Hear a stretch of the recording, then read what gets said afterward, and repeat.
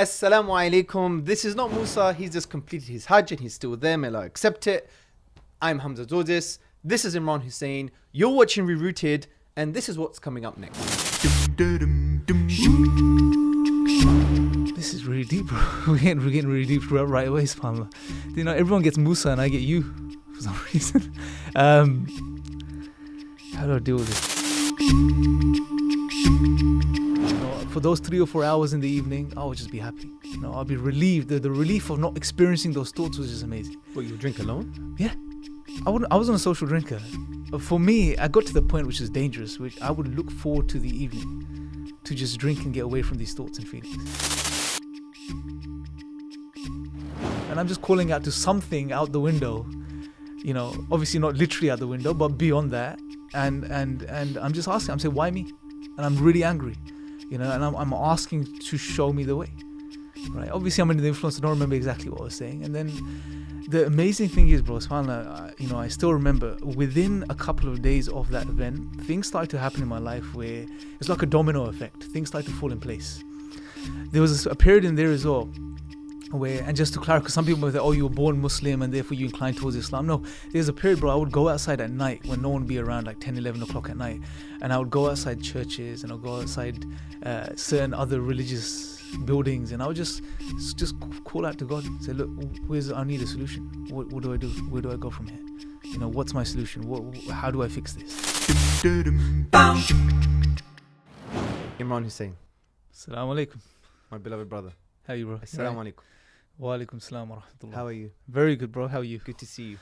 Likewise. So I want to basically bring the real Imran onto the table. Not that people don't know the real Imran. Yeah. They do know the real Imran, but the Imran that I know, right? So I think just to try and make this as conversational as possible, I want to ask you a question. Okay. So think of this scenario, okay? You have one day to live. Okay. You know it's your last day. And you have to be in a room with one person in your life that's living. Who is that person? What do you talk about? Oh, man. That's a bit of a heavy question to start off with, isn't it? Yeah. One person, one day. Full day? Yeah. Okay. Why not? Can this not be one of those questions which I think about and come back to it near the end of the show or something? I'm sure you have someone in your mind. Yeah, I've got a few people in mind. So I'm just trying to see who it would be, and thinking to myself, it would probably, one of the persons that it may be, maybe my wife. Okay. Yeah, maybe my wife. And what do you say to your wife? I would probably just speak to her, let her know how I feel. And how do you feel at that time? So you're in that moment. Yeah. You know you got one day to live. You're speaking to your wife. What are you gonna say to your wife, bro? I would tell her how much I appreciate her, first and foremost. And then following that, one thing I would want to spend some time doing would be put some or get her to understand some of the things I want to leave behind. And for her to facilitate those for me if she could at some point. That would probably be a lot of the time that I spend with her doing that. Or the time that I'd have with her. So what do you want to leave behind, bro? There's loads of things that I've thought about, right? Just something that would continue after I'm gone. You know, something that I could benefit from afterwards as well. And those things that you could be a bit more sure of, that there's a bit more sincerity behind those than the things you do in your life as you're living your life itself. Maybe something written. There's a few things that I sort of have envisioned me doing over the next, inshallah, if Allah gives me the life, maybe if I have another, say 30 years, 40 years, whatever it may be, inshallah more than that. But I do want to write stuff, and I know saying this, and I'm thinking in the back of my head, being dyslexic, struggling with writing and reading, it'll be a challenge, but I guess therefore more rewarding too. One thing I do want to do is write a book more recently, as we've discussed as well off camera, in the next year or so. In the long term, I do want to do some more things or write some more things, which I don't really want to mention right now. So just why to do you protect think writing is important?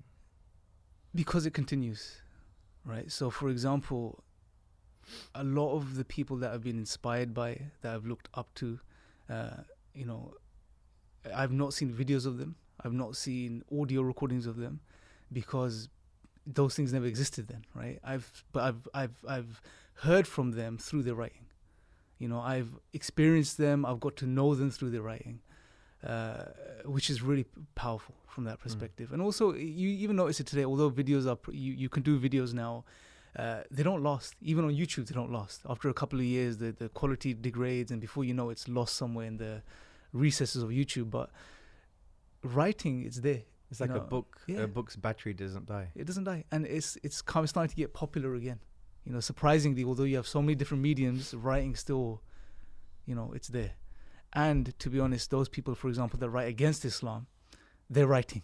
You know, they do videos obviously, but they're writing more than they do videos. But the balance when it comes to Muslims, it doesn't seem to be there. You know, we don't have as much things written as we do spoken, if you like, Sure. compared to them. And they're writing, and if they're writing, they know they're writing for a reason, and there's benefit. So you would tell your wife that you want to write a book and you want it to continue. Yeah.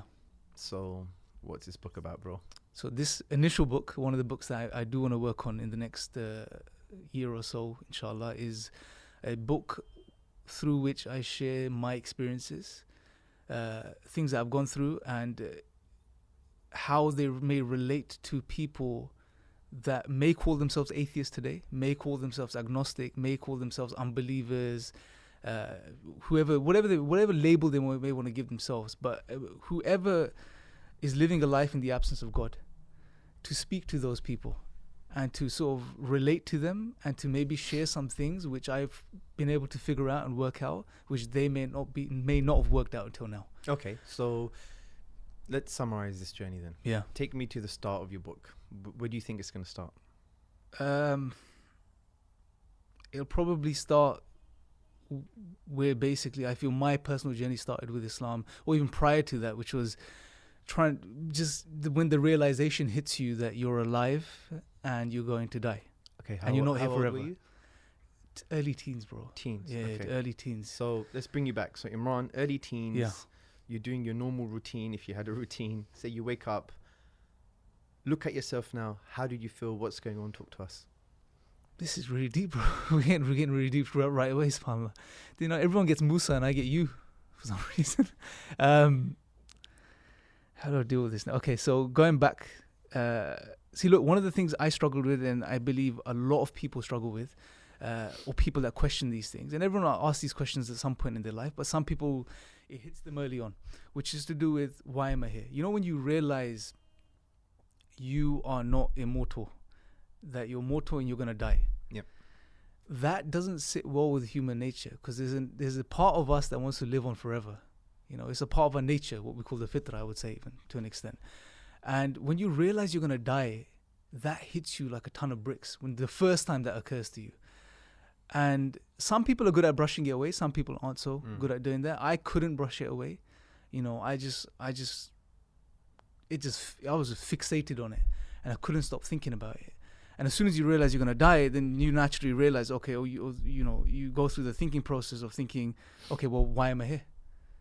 If I'm going to leave, if I have this period of time, then why do I have this period of time? What's it all about? Where am I going?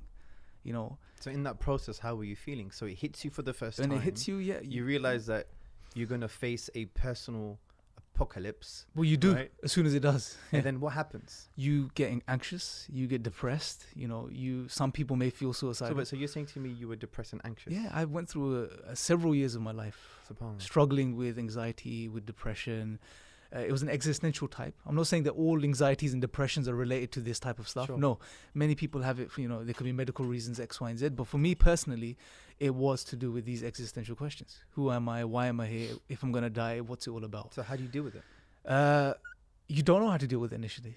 You freak out, you panic. And when you get into that panic state releases more adrenaline, you know, and that causes more panic and more anxiety, and it becomes this vicious circle of panic and anxiety which you can't escape from. And to the point where eventually, after, you know, a day or two of going through this period, and then you get exhausted to the point you can't even sit up anymore, you just fall asleep. There'll be periods of time, bro. So you're saying to me, all of that you were experiencing for years. There'll be periods of time I'll be at school high school. I'd be sitting in science class, and I still remember sitting like somewhere at the back of the science class, the teacher's talking, and I can't keep myself awake because I'm exhausted physically from just thinking. Subhanallah. You know, you get exhausted from physical activity. Yeah, I was overweight. I knew nothing about physical activity, bro.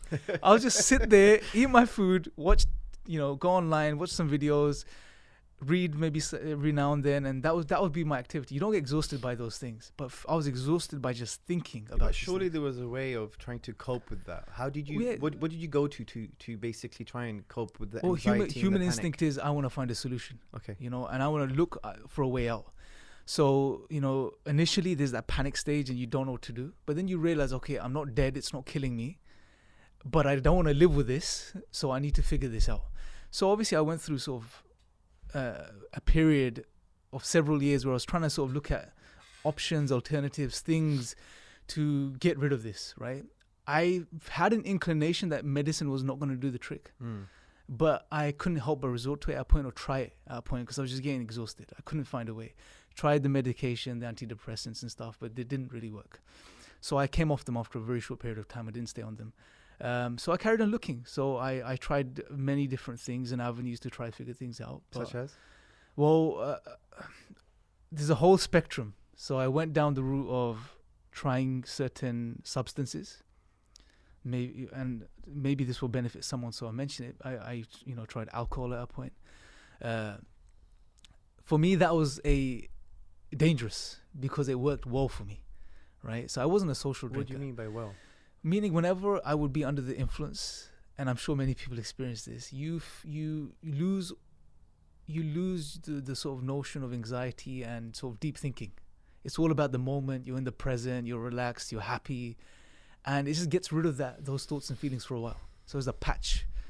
And I would just use that, and I would just, for those 3 or 4 hours in the evening, I would just be happy. I'll be relieved. The relief of not experiencing those thoughts was just amazing. Well, you would drink alone? Yeah.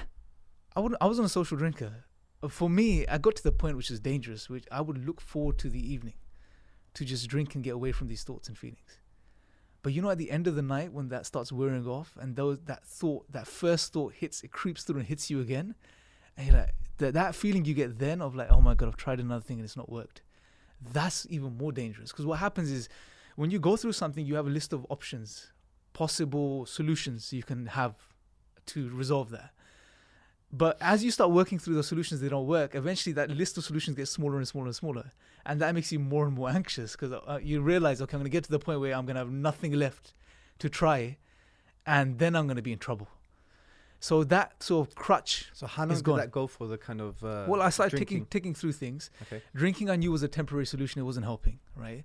But it was nevertheless helping. So I continued that for a while through my teenage years. Most people didn't know, right? Then I also tried some light drugs, which what you would call, those. Nothing serious, nothing too. But that never worked for me. It just made me more anxious, so I just stayed away from that. Socializing, I lost a lot of weight. I was quite overweight as a child.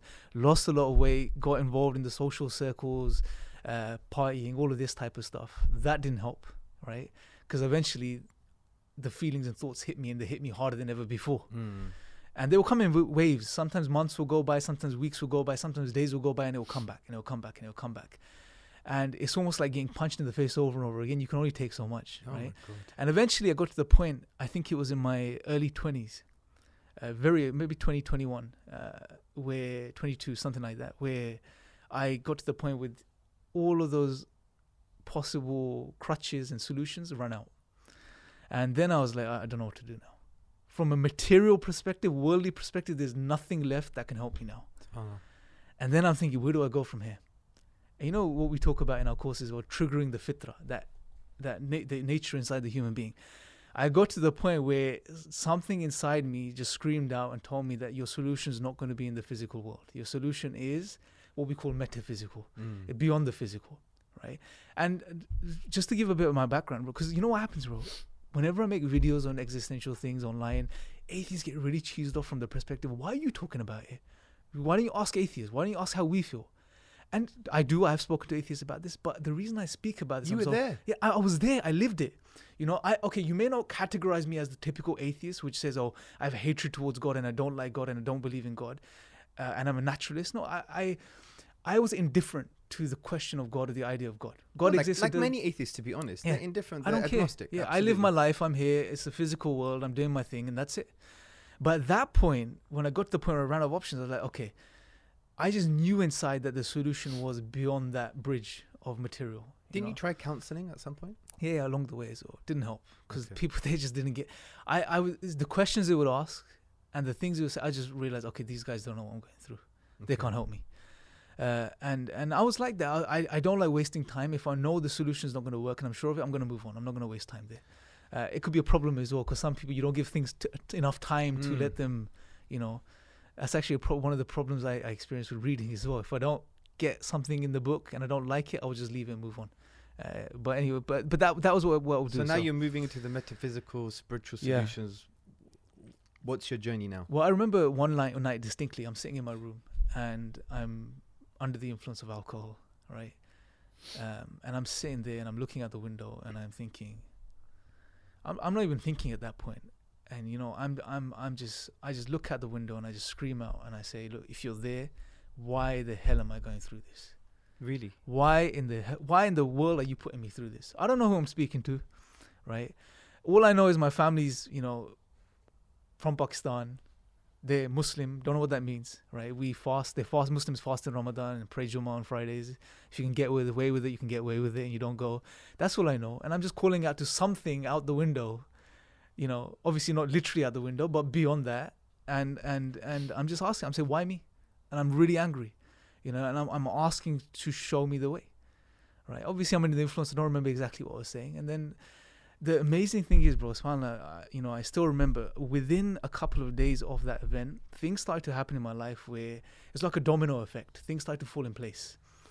There was a period in there as well where, and just to clarify, because some people will say, oh, you were born Muslim and therefore you incline towards Islam. No, there's a period, bro, I would go outside at night when no one would be around, like 10, 11 o'clock at night.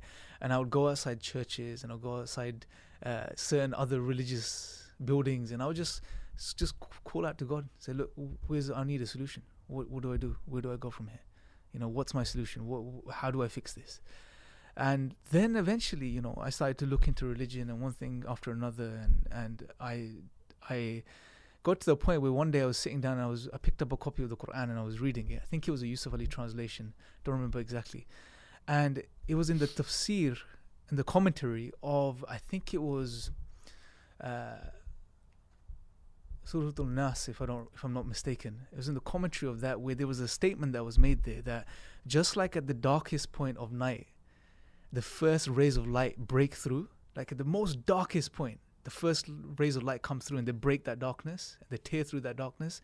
In the same way, in the most darkest point of a human's life, the light of guidance, Allah breaks that through at that point. And that just hit me like a ton of bricks, that statement. Why? And I just broke down. Because I was living that. That was me. I was seeing myself there. Because I was at the point where I was at the darkest point. All of my possible solutions have run out. All of the things that could resolve this have run out. There is nothing left. And then, that statement that hits me. And that statement, reading that, is almost like something opened up inside me. And I just started crying. I broke down at that point. I literally broke down. And at that moment, I knew that this was the truth. This book that I was reading, this Qur'an, was the truth from Allah, from God. It's as if you didn't read the Qur'an was reading you. Yeah, literally. So then what happens? Then basically, I knew this was the truth more than I knew that I existed, right? More so than I could see myself in the mirror and I exist. I knew this was the truth. A few things happened in that period. Number one, the feelings of depression, anxiety didn't really disappear. They were still there, but I felt I found something which was going to get me through. Secondly, I remember experiencing this feeling at that time that you've been blessed with the truth. You need to share this with others because there are loads of other people out there that are going through exactly what you've gone through. Okay, before you get into that, so you cry, the Qur'an engages with you. Yeah. You get that awakening. You know it's the truth. Now you want to talk about, right? I want to share this truth with other people. Yeah. But I want to know, how did that fix you? Did you get fixed straight away? Did your anxiety and panic, did it diminish straight away as a result of engaging with the Qur'an? So I want to know the period from engaging with the Qur'an, then the removal of your panic and anxiety. Yeah.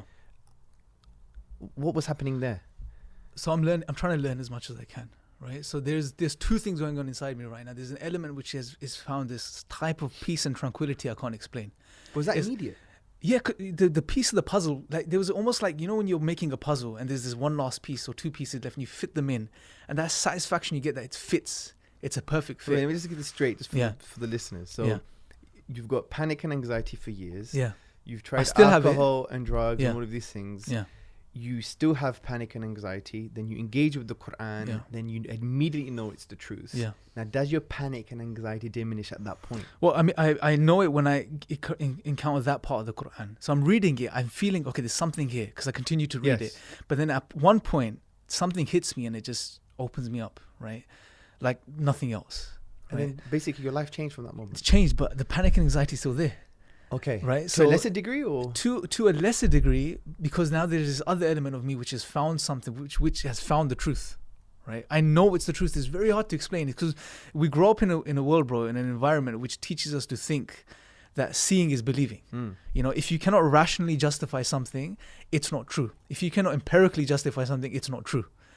But I'm experiencing something here now, which is just blowing my mind as well, that I know this is the truth. More so than looking myself in the mirror and knowing that I am real and I exist. But I cannot, at this point at least, I haven't rationally justified it. I haven't gone through the arguments for the miracles of the Qur'an and all of these things. Though that came much later. So that's an amazing, profound thing that's happened. And that for me has highlighted to me that there are few things. Number one, that the human being is more than just the physical. Right? Because there was points in my life, bro, I would walk past the butchers and I would look into the window and there would be pieces of meat hanging and I would look at that. And this morbid thought would strike me that what's the difference between me and that piece of meat that's hanging in the window? That's flesh and bone. I'm flesh and bone.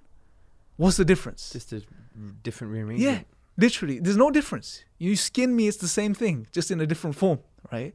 And that will be just leave me with such a dark and so painful feeling inside you can't explain. But now I've realized that there's something beyond this physical me. That's experienced something. So it sounds like your anxiety changed to a type of anxiety that you wanted to know more about the truth you found and that you wanted to share it. No. So that was another element of me. Oh, okay. Right. But now the anxiety is still there. And I remember clearly today, there was one moment where I knew, okay, so I have to pray now that I'm starting to practice Islam, I need to pray. I never prayed in my life as far as I remember. Yeah. Maybe on the odd occasion.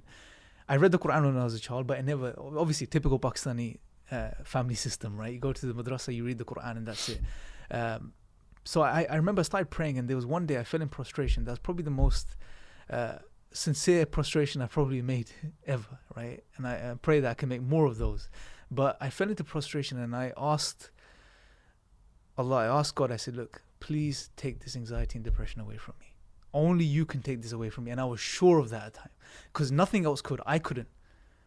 And I knew it was only Allah that could take that away from me. And not just saying it or knowing it as a theoretical statement, but actually knowing it here, like believing it, that, okay, Allah is the only one that can take this away. And I'm sure of that. And as soon as I picked my head up out of that prostration, bro, Wallahi, Allah is my witness, that anxiety and depression disappeared. It disappeared like it never existed. It just went away completely. And that, talk about a miracle, right? And it's not me. I want people to notice this. Whether you're an atheist, agnostic, whoever you are, God will give every single human being a set of signs in their own life. You just need to switch on your internal radar to pick them up, right? Wow. Yeah, and when you do that, you will pick them up. You will see them, right? And God's given you the ability to see them and to process them, yeah? And if you don't process them in the right way for whatever reason, then you're responsible, obviously, because of what you've done. So that for me was one of the greatest signs. That was deep. And it affected me, bro. It changed me. And like, think about it, a person in that state, to then say, oh no, well, hold on a second, I'm not going to believe until I am rationally convinced or empirically convinced. That's just being stupid. You're actually acting like an animal in that regard then. Because only animals are convinced when they see something and then they act. Yeah, we've been blessed with something a bit more than that. So use those faculties. And denying that would have been a crime at that point. So you're frustrated, it disappears instantaneously, immedely. Allahu Akbar. Yeah. Allahu Akbar. Now, this new Imran, who is he? What does he do? Bro, I at that moment, like I said, I had that realization before, but at that moment I was convinced, okay, now this is, yes, Allah's taken this away from me, but I've also realized that He's put me on this earth for a reason, and all of us for a reason. Wow. So if I now sit on this and don't share this with anyone, then I am going to be blameworthy, right? So it was that sort of, it was almost a sense of a burden that was on me, that I had to share this with others, you know. So, and then that's what I started to do, and I started to share whatever little I knew at the time. Carry on with the journey. Tell me. So I started to give da'wah. I remember, and again, the signs continue. I was working finally after finishing. I finished university at this point, looking for a job. Want to get a job in the field that I've studied. I studied design engineering at university. And nothing's coming through. It's the time of the recession, just after the recession. And I'm just sitting there, I'm getting frustrated. It's been a year. And then I get a job, right, in the field, you know, and exactly the job that I was looking for. Now I'm working in that environment. Now you could see, you start practicing and you go into an environment with this alcohol and this thing. And I don't know how to really navigate myself because I'm new into Islam. And I didn't want to be there. And I'm trying to make that decision. Should I leave or should I not? I've been looking for this job for so long. Finally it's here. You know, Allah will give you tests. You know, just because you believe, as Allah says, you think that you're not going to be tested. The tests start, right? And then this is a big test for me. What do I do? And I remember I go up because we worked in a building where there's an open roof. Go out onto the rooftop for lunch, and I'm really considering, should I hand in my notice? And at that moment, I get a phone call from someone in iERA. I don't remember who it was, right? I get a phone call. I'm not sure if it was Sabur or who it was, someone else maybe. And the brother says to me on the phone, I used to, you know, because I went to a dawa training course along this point at some point over the past couple of months. And the brother says to me, are you still involved in dawa? I said, yeah, somewhat. He said, look, do you want to join a team? And I'm thinking, I said, okay. I said, well, is there a team around? He said, yeah, there's a team in West Ealing. Go and join the brothers, you know. And for me, that was a sign. Okay, I need to leave this and I need to take this direction. I didn't know what I was going to do, but I just thought, okay, do this and go. And I went, joined the brothers, gave da'wah for a year in West Ealing. It was probably the most sincere da'wah I've done, to be honest, bro, because it wasn't the time of cameras and YouTube and all of this. It was a beautiful experience, bro. You know, when you share the message of Islam with people, even if people spit at you and they argue with you, because West Ealing is quite, used to be quite aggressive from the perspective of some of the Christians there. Not all of them. Some of the Christians there were quite, I wouldn't say militant, but they were quite aggressive, right? They will come to your table, start fights with you, argue with you, shout at you. But it was an amazing experience, bro. You know, when you realize that Allah is the one that gives you life, and then He guides you through life, and He gives you everything you have, and He doesn't have to do that.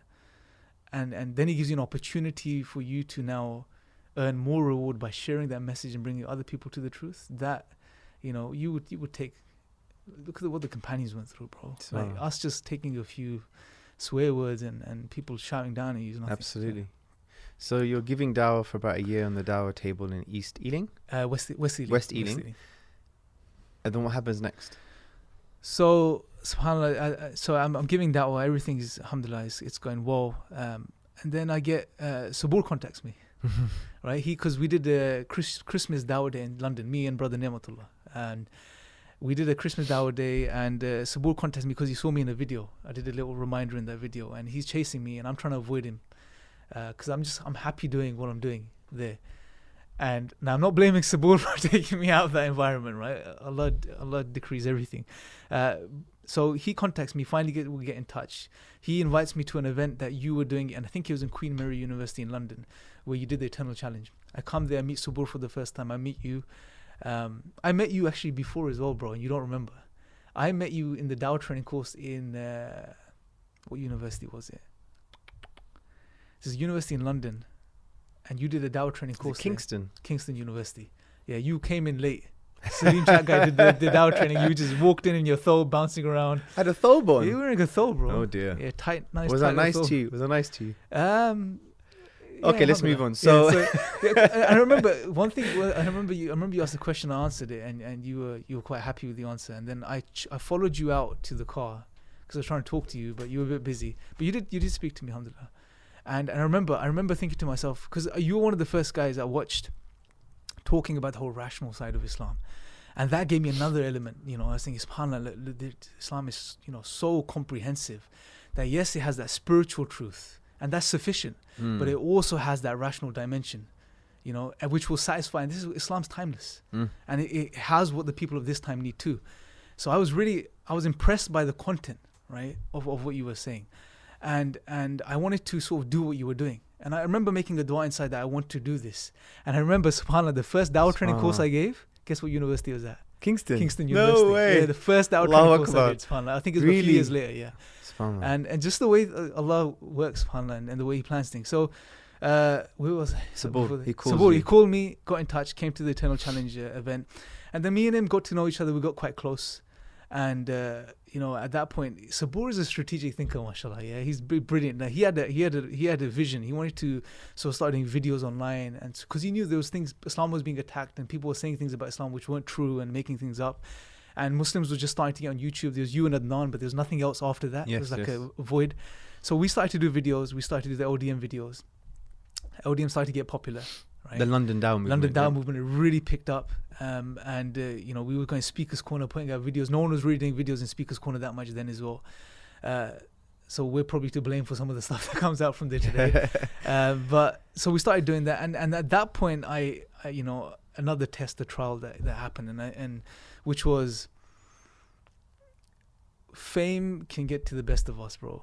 And I wasn't the best of us at the time, because I was just learning about Islam, and now I'm exposed to this whole social media, and people are looking up to you, and they're commenting, and they're praising you, and they, you know, think you something special, think you know more than you actually know, and you come across like this on video, because it's the magic of video, right? You seem like something bigger than you are, yeah. And that started to get to me over time. Started to really get to me, and I was in denial, you know. And shaitan comes in, and shaitan works in increments, bro. He will not suddenly just say, you know, throw you under the bus. Like, you have small steps. You start convincing yourself, oh, you put out a video looking at the views, you know, and you start getting agitated. Why is this video getting 2,000 views, 3,000 views? Why did the last one get 10,000 and this one's not doing as well? Let's change the title. Let's make it a bit more clickbait. Oh, why are you doing this? Oh, I'm doing this because it's good for the dawah, bro. You know, more videos gets views, more people see it, it's better for the dawah. And before you know it, your intention for doing goes from doing it for the sake of Allah to doing it for the sake of views and likes, and for your ego, basically. So how do you deal with that? I didn't know how to deal with it, bro. I just went with the flow, you know, and I got to the point. And then obviously Allah gives you tarbiyah in life sometimes, right? Absolutely. And I got it as well. And I got it through some brothers that I really love and respect today. And I needed it at that time, bro. They basically smashed me down, and they told me, you need to just shut up, and if you want to carry on in the dawah, you do the background stuff and get off online and social media in not too many words. And I hated them for it at the time. I didn't like it, and I was struggling against myself because my ego had became addicted to the whole views and stuff like this, yeah. And I had to pull back, and people probably noticed I went offline for about 3 or 4 years. You know, I was completely hardly anything online. And do you think that was one of the best therapeutic? Things that happened. Absolutely, bro. I needed it. You know, I had to just tear that side of me out, bro, because it was dangerous. It would have destroyed me. It did destroy me to an extent. And I went through another crisis, and, you know, I went through another period. Bro, there was a time that I'm involved in the da'wah. People are seeing me as a leader in the da'wah. You know, people are looking up to me. They're asking questions, all of this stuff. And I am now, once again, going through the anxiety and depression I went through before Islam. SubhanAllah. And I'm thinking, what is going on here? Why? I don't know. And I'm thinking, Ya Allah, why is this happening? I can convince any atheist on the face of the earth that God exists, and I can give rational arguments for this, but I'm hollow inside, right? And that was another thing that made me realize the truth is not contingent about rationality or empiricism or anything like this. You know, you could be rationally convinced something is true. You could convince others rationally that something is true, but you may not know it's true deep inside, and therefore you're not going to benefit. You know, and Islam is a reality like that. It's not about being just rationally convinced. Oh, God exists. Here's the ontological argument. Here's this. Like, we rationally know what good food is. Yeah. We could list it out for you right now: vegetables, grains, whole foods, etc. Absolutely. But we don't always eat good food. Yeah, there's a link between what we're rationally convinced about something and who we become. Yeah. Because Islam is not just an abstract idea or belief. Yeah. It's more than that. It changes your state of being, how you relate with yourself, how you relate to others, and how you relate to Allah subhanahu wa ta'ala. Absolutely. So how did you solve that then? So that was the second crisis, right? Yeah, how did you solve that? Imam al-Ghazali, right? Yeah, the second absolutely. crisis, So what happened? Although when nothing comparable to individuals like that, subhanAllah. But the solution for that now this time was, okay, it was a bit more tricky, because I'm convinced Islam is the truth. I'm a Muslim, I'm giving da'wah, I'm involved in these things, and I'm thinking, whoa, what's going on here? Why am I experiencing this? And I realized the reason was because of my ego, right? I realized that it had all become about me and me looking like something, and not about me worshipping Allah subhanahu wa ta'ala and becoming closer to Allah and doing it for the sake of Allah and His pleasure. That I had to fix, and it was much harder than the previous time. It wasn't a case of, I tried it. You know, human beings try it. Yeah, but when you say fix, Yeah. it's not a lever you pull or a button you Yeah. press. It's an ongoing process, bro. Yeah. We have to work on ourselves even now. Yeah, but I wanted to get rid of that anxiety and depression Okay. because I knew I'd gotten so bad. So you're saying that was linked to an excessive I knew ego, it, I maybe. knew So it. how did you solve for it? me, that was like Allah's gonna put me through this each time I fall off track, Okay. because that's what's gonna fix me. Otherwise, I'm just too arrogant to be fixed otherwise, right? That's what's going to work for me. So I'm going through this now. I need to be fixed. I knew that. And human beings try being clever. I thought, you know what, maybe let's fall into prostration again and try what we tried the first time. It didn't work this time. It didn't work. And I realized, okay, I'm going to have to work. So what worked? It's just building myself, learning, right? Studying myself. One of the things I took up, I remember going Umrah as I was coming out of this depression. So this time the depression went away slowly. Each time I got better, and I removed a bit more of that malice inside, and I started to learn a bit more, I started to get a bit better. The anxiety and depression calmed down a bit each time. I went to Umrah at this period about a few years ago. And I remember going there and making, one of the du'as that I made was, Ya Allah, show me put in my heart what you want me to focus on, what's going to be beneficial for me and what you want from me in this life. And one of the things I came back with was just this urge to be able to understand the Qur'an directly in Arabic. It was just this intense urge, like, I haven't felt with most things in my life. And again, the challenge, okay, you're dyslexic, you can hardly spell in English, and you want to learn Arabic, one of the most technical languages on the face of this earth. But I just thought, okay, let's just do it. So I just started to do that because I felt I wanted to really connect with the Qur'an and benefit from the Qur'an, not just spit out verses on video, and act like you know what you're talking about, where people may benefit, but you're destroying yourself in the process. But actually learn for myself and benefit myself. So how's that learning process so far? It's a process, bro. It goes on, subhanAllah. It's not easy. It's been about 2.5, 3 years. I'm still in the process. I'm still learning. But that's going to take you obviously for the rest of your life. Absolutely, bro. But it's one of the things I really recommend everyone that's involved in the da'wah to do, is to, even if you don't learn Arabic, but just to start doing something, engaging with the Qur'an in some way, pondering, which is consistent, some way, right? Because remember, at the end of the day, it's a nice to have. It's amazing to have the Arabic and understand the Qur'an directly, but the purpose isn't to just appreciate the language. The purpose was to engage with the message and for it to change you as a human being. And alhamdulillah, we have brilliant translations as well. And if people just pick it up and just engage with it regularly, it will change you. Like you said, the Qur'an reads you. It speaks to you, but you have to approach it in a way where you are approaching it to gain guidance and not to bring something to it. So that's the process, and that's what helped me through this time as well, and it fixed me in many ways, bro. So honestly, now we've come to Imran today. Yeah. So, who is Imran today then? What's your state, bro? A work in progress at the moment, right? Like everybody, like everyone. So we go through ups and downs, right? No one's perfect. Yeah. So by the way, you want to put all of this in a book, right? Yeah, I want to cover all of these things and probably go into a lot more detail regarding the existential stuff and how this may relate to certain atheists and agnostics, right? I tell you why I think this is very powerful, because a lot of the books promoting a secular philosophy or atheism or whatever you want to call it, they're addressing the ideas through stories and through personal experiences. You have a lot of ex-Muslims writing, or some ex-Muslims writing books of similar nature. You have atheists writing books in that way, and it's through their lived experiences. So I think you doing that would be probably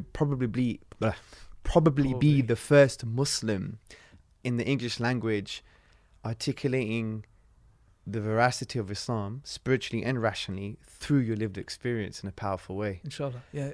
Bro, we need more of this. No, absolutely. Absolutely.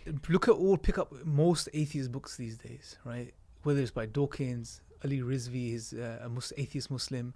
It's all through a narrative which is a personal life that's experiencing things and developing ideas through that reality, and then they come to the conclusion they do. Yeah, just like Alam Shah, I think his name is. He wrote a book called The Young Atheist Handbook. Yeah. Again, through his lived experiences, and it's very emotional. Yeah. So they mix a little bit of reason. Yeah. Well, it's not rational, but it's couched in rational language with their lived experiences, and it comes across very powerful. Because the power's in the narrative, right? If you took the arguments, for example, in Ali Rizvi's book, and when we did this thing, we sat down and we discussed the whole thing about when we did a response video to that. Yeah, absolutely.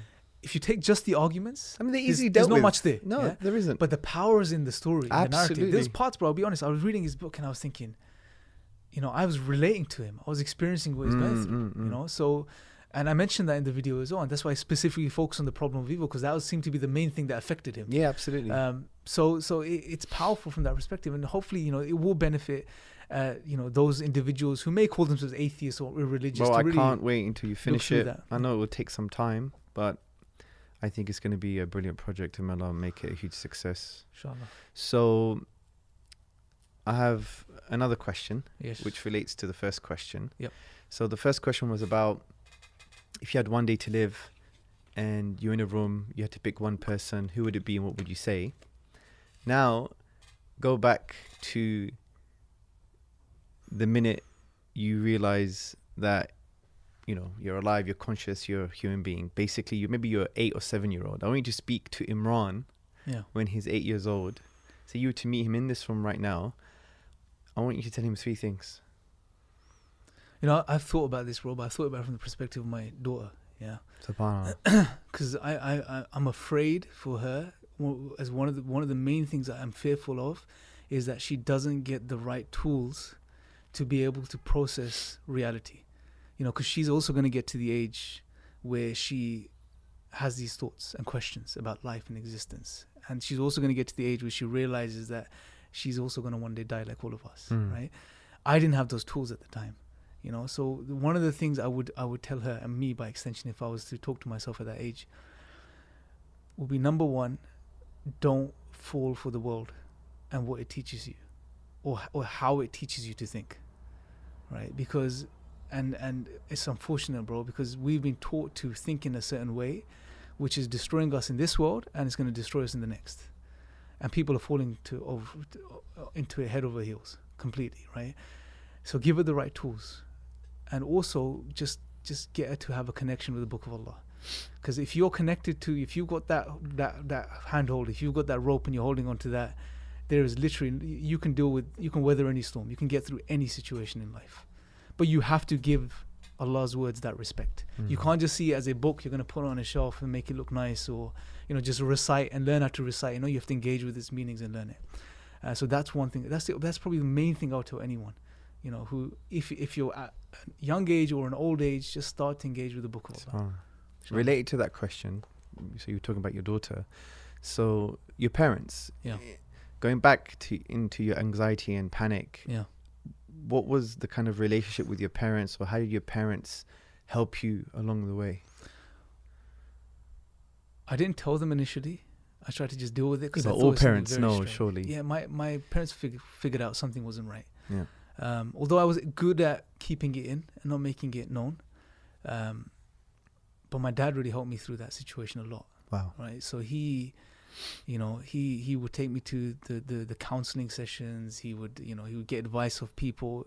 You would expect Asian parents to normally be like, what the hell, get over it, snap out of it, because it's taboo generally in society, but especially amongst the Asian community.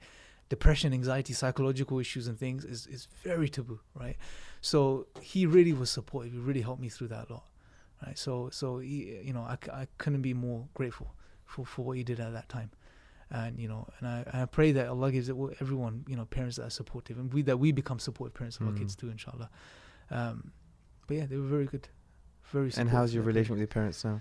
Good, alhamdulillah. It was rocky throughout my life, but alhamdulillah, now it's at the point, like, my dad's not well, right? So he suffers from Alzheimer's, and everyone make dua for him, inshallah. May Allah give him health and cure him. But now he's at the stage where, he needs help. And it reminds me that, look, we're not here forever. All of these faculties and abilities that we've been given, that we're expressing now, and the things you're doing, bro, and the things I'm doing, and the things we're doing, sometimes we take it for granted that we're like this and we're always going to remain like this. I remember my dad, bro, he's worked in certain places where he's worked in big projects and things like this, and you think, wow, it's the same guy who can't even put his own clothes on right now. Right? He doesn't know what day of the week it is. He doesn't remember what he said 2 minutes ago. He doesn't even recognize some of his immediate family. It's Allah tells us in the Qur'an, he created us, he gave us these faculties, and if we get to an old age and he gets us to that point, then we will return back to as we were when we were first born. And I'm seeing that transition between my dad and my daughter. My daughter's learning how to put her clothes on, my dad's forgetting how to put his clothes on. SubhanAllah. Yeah, and I'm seeing both ends of the spectrum now. And for me, obviously it's a test and it's difficult at times. May Allah make it easy. But one of the benefits and lessons I could take from this is this period I'm in right now is very precious. It's very valuable to make the most of it. Do whatever I can in this period to leave as much behind as I can for the sake of Allah, bro. Because otherwise, it's wasted. It's gone. And if you realize you've been given this blessing, which is life, and you have your limited period of time is running out, you have to make the most of it. It's like sometimes I would think of it this way. When you say you go shopping, right? You go Tesco's, wherever you go there for a limited period of time. If you knew you were going to spend all day in Tesco's, you would take your time shopping. You maybe sit down for a while, eat some ice creams out of the box, have a chat with the cashier. But if you're there and you have a limited period of time, you're going to quickly get your shopping done in that time, and you're going to get out. So you're going to fulfill that objective. So if we're in this life and we know we've got 50, 60 years, we're leaving soon, then why are we wasting it? Let's make the most of it, And that's one of the biggest lessons I've gained from my father's illness. And I'm sure all of us have make tests, it easy, bro. I mean. Final question. Yeah. Imran in 10 years. That's a good Actually, question. can I answer that first? Go on. I think... Let's see how well you know me. I think... Well, I think the art of good leadership is to see things in people they can't see in themselves. So I think you in 10 years, probably most definitely, maybe, hopefully, maybe the CEO of iERA, I think. I don't know about that. I think so. I don't know about that, bro. That's a, may Allah bless you, and that's a big responsibility, I do believe that. I do believe that. Or if not even iERA, maybe another massive dawa organization. So Allah knows best. Allah bless you, bro. Yeah. I'm going to let you answer the question. Yeah. So where do you see yourself in 10 years? I was somewhere else, bro. Look, for me, one thing I would like to do at some point in my life is... The way I see my retire, here's what I'm visioning. Allah knows He's the best of planners, but I have this attachment and love for Pakistan for some reason. Yeah, I don't know why it is. Maybe because whenever I'd go through at the hard times in my life, I'd find relief there. It would take me away from anything, and I developed a relationship with that place. Not from any nationalistic perspective. Sure, of course. Clear, yeah, I think nationalism is a big problem, generally speaking. Yeah. But I just have an attachment there. So one thing I'd like to do, maybe in the next 10, 20 years time, maybe, is to retire there. And just to go and study and to write as much as I can while I'm there, and to teach something, whatever it is. Because there's a lot of work that needs to be done there too, And that's just what I envision, inshallah. But for the next 20 years or so, there's a lot of work that needs to be done. And I just pray that Allah utilizes all of us in iERA, inshallah. And I've seen, may Allah bless all the brothers and the stuff that's coming out and the work that everyone's doing. And may Allah make us sincere, bro, because it's needed. Yes. It's needed. And I really encourage people watching Rerouted to support the work, check it out, and to get involved, not just sit there and just I think if they've listened to your story attentively, like I have, I've hardly spoken, I've just been listening. I mean, I'm inspired. I think everyone's going to be inspired. Inshallah. Man, Allah bless you, bro. Assalamu alaikum. Brothers and sisters, thank you for watching. This podcast is available on all the podcast platforms. You can find them below. The links are in the description as well. This is Hamza Tzortzis, your one-time rerouted host. Assalamu alaikum wa rahmatullah.